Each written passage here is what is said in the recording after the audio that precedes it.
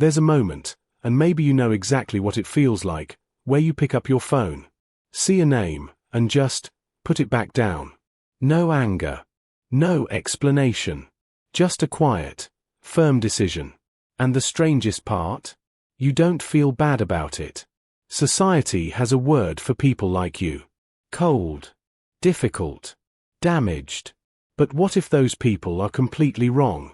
What if the psychology behind cutting all ties isn't a sign of emotional failure, but one of the most sophisticated things a human brain can do? Today, we're going beneath the surface. We're not going to talk about who you cut off or why in the obvious sense. We're going to talk about what is actually happening inside your mind, the neuroscience, the psychology, and the deeply human story behind why some people reach a point where silence becomes the only answer that makes sense. By the end of this, you won't just understand yourself better. You'll understand why this decision, as uncomfortable as it looks from the outside, might be the most honest thing you've ever done. Let's go back. Not to last year. Not to the last argument. Let's go back to the version of you that existed before all of this. That version of you showed up. Every single time. You were the one who drove 40 minutes at midnight because a friend was falling apart. You were the one who listened, really listened, not just waiting for your turn to talk, but actually absorbing every word, every tear, every frustration. You remembered people's problems. You followed up. You checked in. You were, by every definition, a deeply caring person. And somewhere along the way, without any formal announcement, that became your role. The reliable one.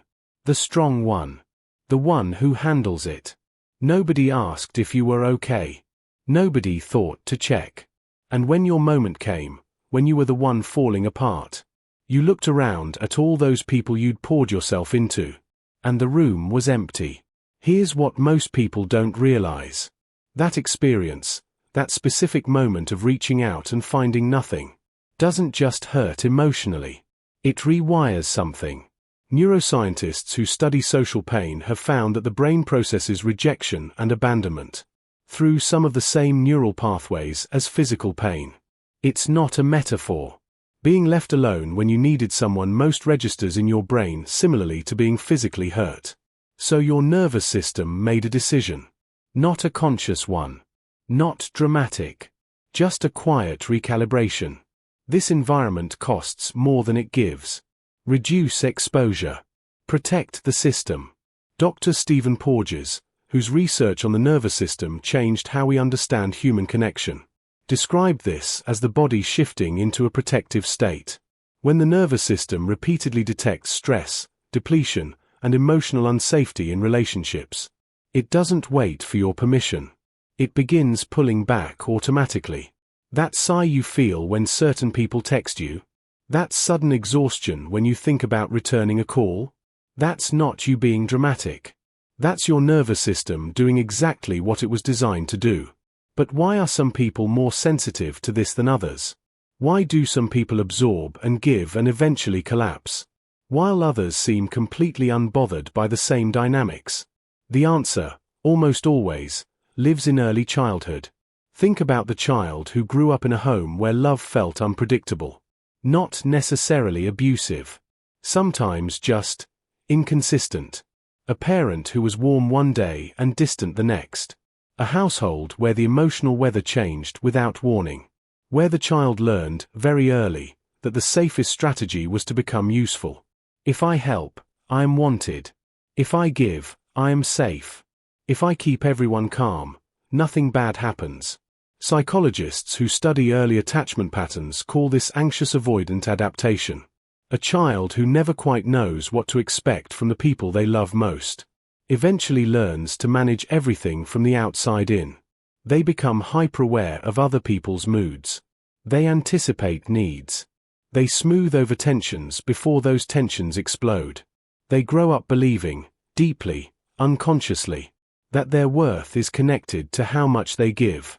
And that belief follows them straight into adulthood. Into every friendship. Every relationship. Every group chat they're always the first to respond in. Until one day the math stops adding up. And they start doing something they were never taught how to do. Walking away. Here's what makes people who cut all ties different from people who simply overreact. They don't leave after one bad day. They leave after watching the same film play out in different costumes, over and over again. There's the friend who only surfaces during their own crisis. Radio silent for months until they need something. Then it's urgent. Then you matter. There's the family member who phrases every conversation as a performance. Nothing is real. Everything is about how things look. And somehow, you always leave those interactions feeling smaller than when you arrived. There's the colleague, the old friend, the distant relative, all running a variation of the same pattern. Give when it's convenient. Disappear when it's not. Your brain has been quietly cataloging all of it. Research on how the brain processes social experience suggests that people who have lived through repeated emotional disappointment often develop what could be described as an accelerated pattern recognition system. The brain becomes highly efficient at detecting familiar dynamics. Not to be paranoid, but to be prepared. And the moment you recognize a pattern you've survived before, something in you makes a very rational decision. I know how this story ends. And I'm choosing not to finish it. This is where the world gets it backwards. People look at someone who has cut ties with a large part of their social circle, and they reach for the easiest explanation. Trust issues. Emotional unavailability. Something must have broken them. But here's the reality most people haven't considered.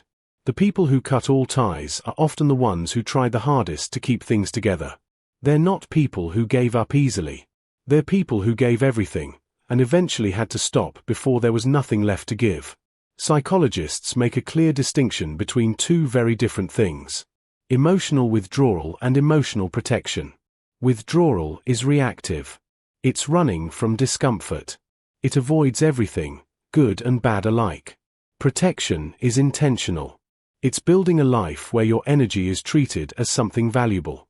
It's understanding that not every person who wants access to your life deserves it. The people who truly cut all ties aren't hiding from the world. They're editing it. And there's a profound difference.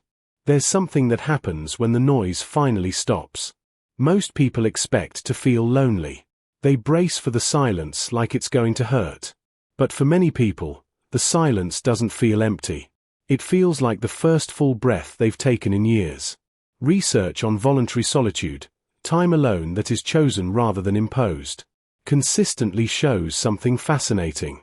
When people intentionally reduce draining social contact, they often report increased clarity, stronger sense of identity, and a significant reduction in baseline anxiety. Not because people are bad, but because constant social performance is exhausting.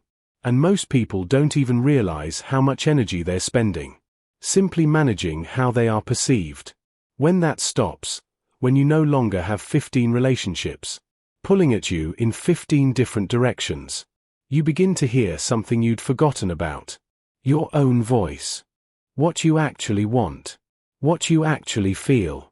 What kind of life you'd build if you stopped designing it around other people's comfort.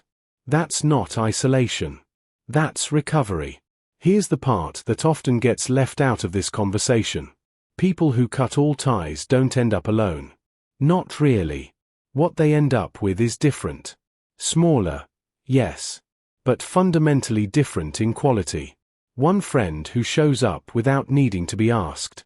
One person who you can sit in complete silence with and feel completely understood.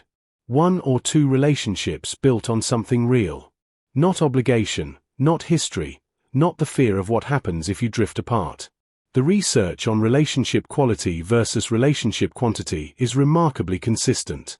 Studies on well-being and social connection repeatedly show that the depth of your closest relationships matters far more to long-term happiness than the number of people in your life. You don't need a full house. You need the right people in the room. And sometimes the only way to find them is to stop holding space for everyone else. So here's the question I want to leave you with.